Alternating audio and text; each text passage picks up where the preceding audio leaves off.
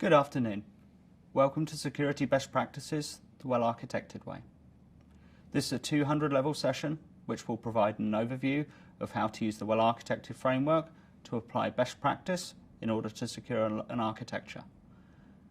I'm delighted to be presenting today's session with Elango Balusamy, who is CTO of WeInvest, a fintech startup specializing in harnessing the power of the AWS cloud to provide specialist investment advice to both retail investors and high net worth individuals. We will spend some time talking to Elango about how he has used best practice to ensure that his architecture is secure at multiple layers in alignment with our best practices. Before that, let's take a look at the elements of the well-architected framework, together with a quick look at what architects should focus on from a security perspective. The well-architected framework is the method by which a reviewer can apply best practice to a customer architecture. AWS have used this framework since 2012 to increase efficiency and reduce costs across our customers worldwide. So what is the well-architected framework in terms of its individual components? We generally explain the structure of the framework as comprising of three elements. These are pillars, design principles, and questions. Firstly, the pillars represent the 5 essential elements which an architect concentrates on when evaluating an architecture, which cover operational excellence, security, reliability, performance, and cost. Within each pillar, we assign a number of design principles. These are criteria which we feel should be present in each architecture and represent what an architect should seek clarification on during a review with a customer. By working towards the understanding of how aligned a customer is with design principles across each pillar, we can baseline an architecture and suggest areas for improvement following a review session. Finally, we have a number of questions which we ask a customer as part of an interactive review. These questions are designed to allow a customer to describe various aspects of their architecture and in doing so provide insight into how aligned the customer architecture is with best practice via the design principles. So now let's take a look at the pillars that I referenced previously. I mentioned that there were 5 areas which an architect should concentrate on when evaluating an architecture. At AWS, we feel that creating technology solutions is very similar to constructing a physical building. If the foundation is not solid, it may cause structural problems that undermine the integrity and function of the building. In this regard, we align the well-architected framework to 5 pillars. Firstly, operational excellence, which represents the ability to run and monitor systems to deliver business value and to continually improve supporting processes and procedures. Next, security, which represents the ability to protect information, systems, and assets while delivering business value through risk assessments and mitigation strategies. Next is reliability, which represents the ability of a system to recover from infrastructure or service disruptions, dynamically acquire computing resources to meet demand, and mitigate disruptions such as misconfigurations or transient network issues. Our 4th pillar is performance efficiency, which covers the ability to use computing resources efficiently to meet system requirements and to maintain that efficiency as demand changes and technologies evolve. Our 5th and final pillar is cost optimization, which includes the ability to run systems to deliver business value at the lowest price point.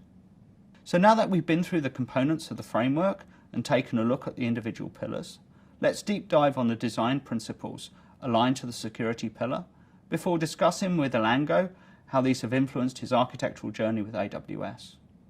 There are 7 design principles for security in the cloud. So let's dive in and provide an explanation for each one. Our first design principle focuses on implementing a strong identity foundation. This covers the implementation of the principle of least privilege and enforcing separation of duties with appropriate authorization for each interaction with your AWS resources. Centralizing privilege management and reducing or even eliminating reliance on long-term credentials is a key element in ensuring that an architecture scales appropriately from a security perspective. Our next principle covers traceability, which describes monitoring, alerting, and an architecture's ability to audit actions and changes in real time. This is normally achieved through the integration of logs and metrics with systems to automatically respond and take appropriate action without the need for manual intervention. Next, we move to the application of security at all layers. Rather than just focus on protection of a single outer layer, such as a firewall, a cloud-based architecture should apply a defense-in-depth approach with other security controls. Applying security at all layers, from the edge network all the way through to the VPC, subnets, load balancers, and individual instances, means that we don't rely on a single service to provide security, and also allow for multiple services to provide different security capabilities. Now, one of the major advantages of running your business on the AWS cloud is the capability to automate large amounts of processes which were previously manual operations. By automating security best practices through the use of software-based security mechanisms, it's possible to improve the ability to respond to a security event and provide near real-time information in addition to isolating or disabling resources where appropriate. Next, we move on to how we would protect our data, both in transit and at rest. Many customers now find it useful to classify their data into sensitivity levels and use mechanisms such as encryption, tokenization, and access control where appropriate. This means that data can be available at all times while being protected from unauthorized access via real-time interception or via at-rest location. Keeping people away from data involves creating mechanisms and tools to reduce or eliminate the need for direct access or manual processing of data.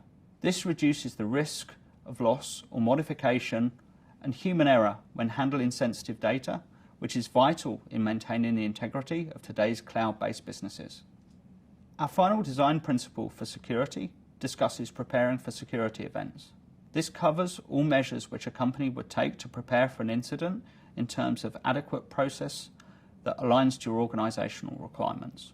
We encourage our customers to run incident response simulations and use tools with automation to increase your speed for detection, investigation, and recovery.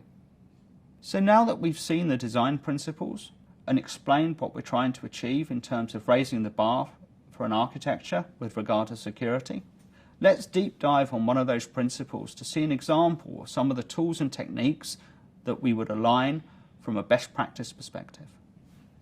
So probably a good example is to take a look at how we would typically focus on protecting our data.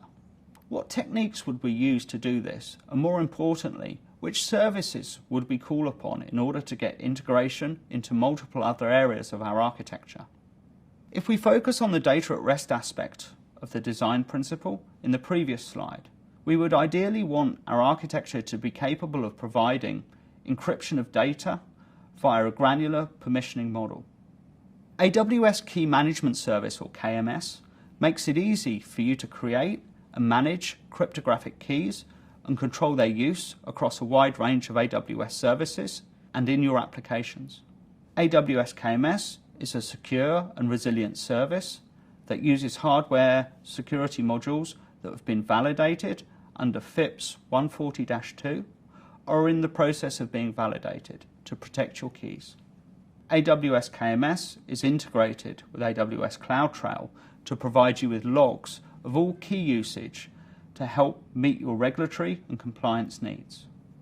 The service is fully managed, which means that you control access to your encrypted data by defining permissions to use keys, while AWS KMS enforces your permissions and handles the durability and physical security of those keys. KMS also provides the user with centralized key management, whereby a single control point is provided to the user to manage keys and define policies consistently across integrated AWS services and your own applications. You can easily create, import, rotate, delete, and manage permissions on those keys from the AWS Management Console, or by using the AWS SDK or the CLI. KMS also gives the user an ability to integrate with AWS services to encrypt data across your AWS workloads. You choose the level of access control that you need, including the ability to share encrypting resources between accounts and services. KMS logs all use of keys to AWS CloudTrail to give you an independent view of who accessed your encrypted data, including AWS services, using them on your behalf. As a service, AWS KMS is focused on providing protection for your data through the use of encryption. One of the added benefits of the service is the close integration with access control. Now, many of our customers not only want to encrypt their data, but additionally they want to be able to partition their data to allow segregated access control within their own environment.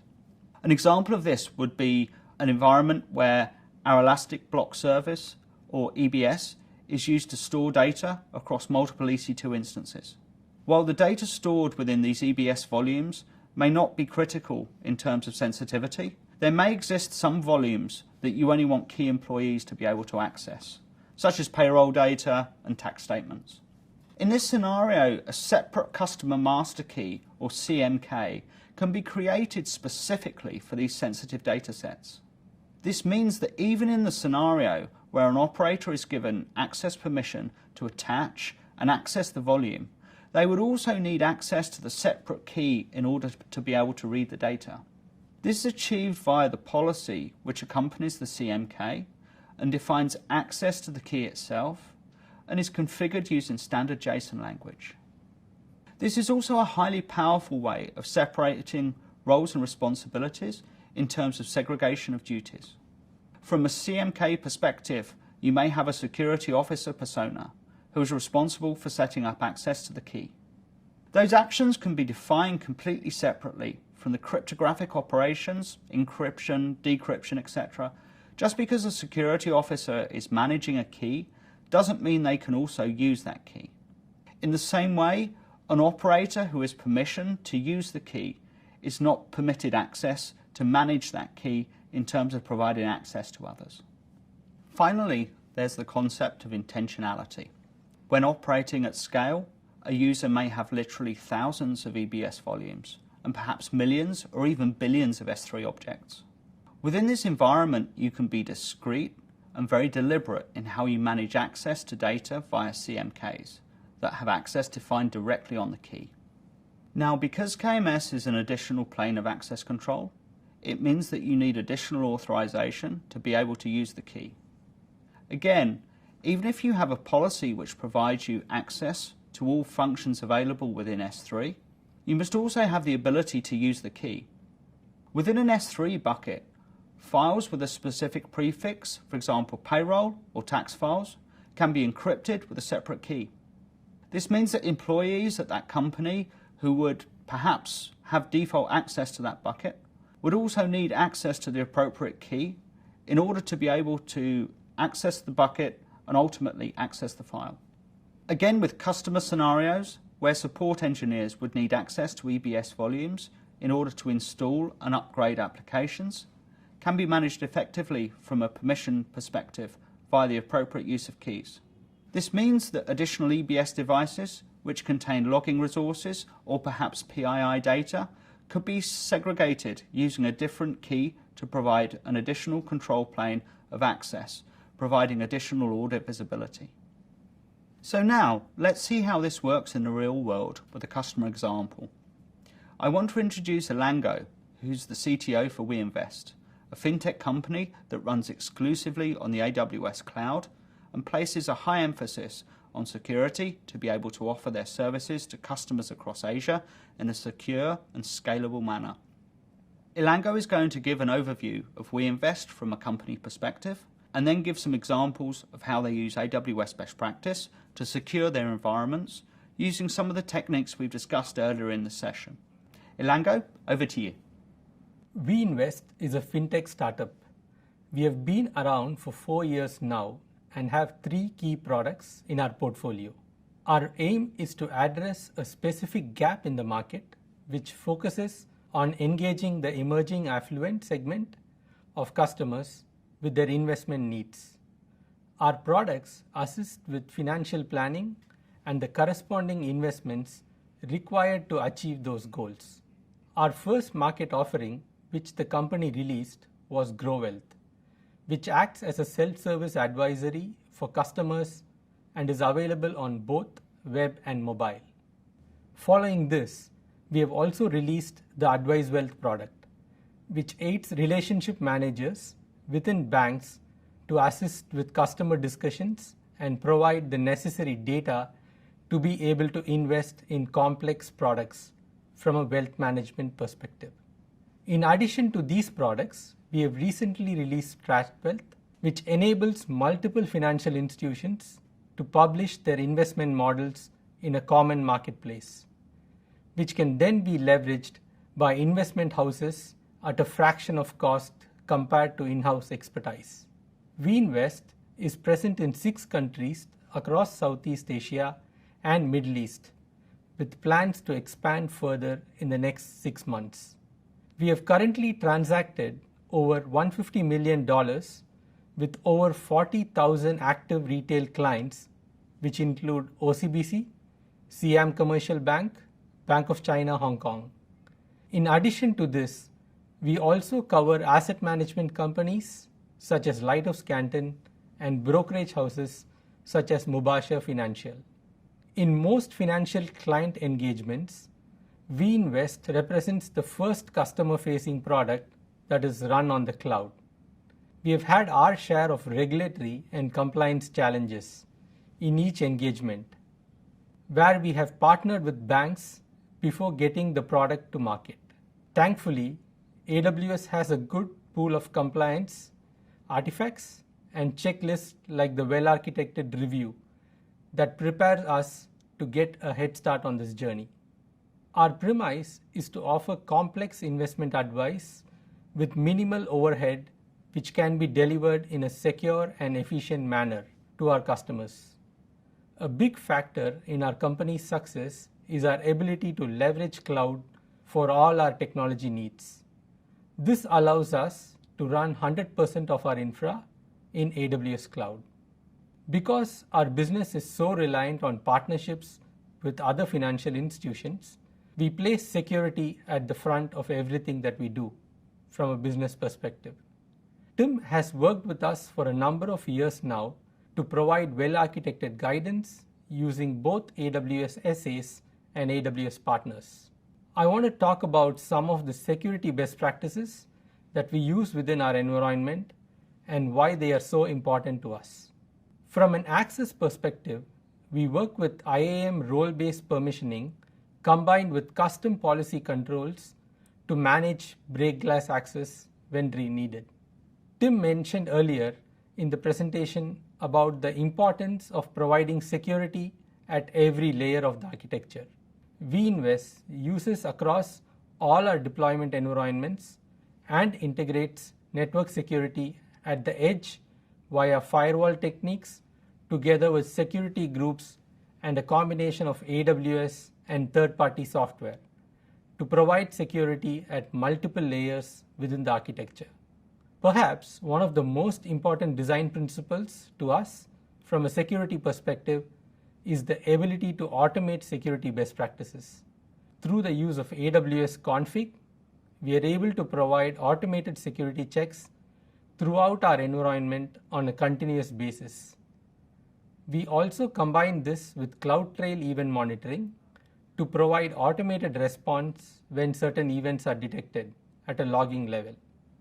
The company is constantly innovating and developing new products and solutions in line with our customer needs. This means that we need to scale efficiently, and automation via these methods provides us with this capability. Tim also mentioned about how KMS can be used to provide granular access based on customer managed keys. Our environment does just this by using KMS to encrypt our data at rest. In addition to this, we are able to automatically rotate keys on a periodic basis and also integrate with CloudTrail and RDS to ensure that we have multiple data sources protected with the same central service. We also use KMS to import custom master keys which are generated within the bank's environment and wrapped with secure material for migration into the AWS cloud environment. Finally, We work to ensure that all of our compute platforms are patched to current standards via an automated process.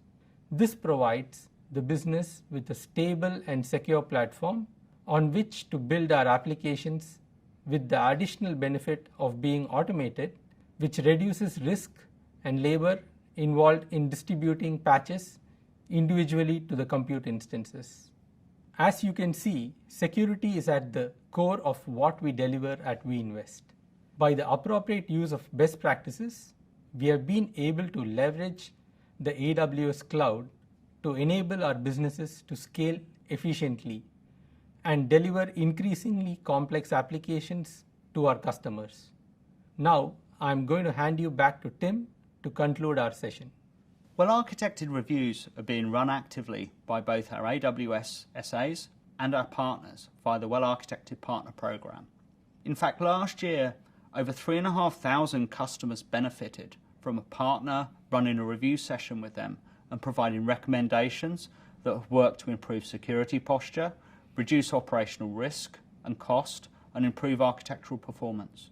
If you feel that your business would benefit from a well-architected review, please reach out to either myself or your AWS account team, who can either connect you with an AWS architect or alternatively introduce you to a well-architected partner. Both Elango and my contact details can be found on the final slide of today's presentation. So please don't hesitate to reach out to either of us should you want more information on either WellArchitected or the WeInvest product portfolio.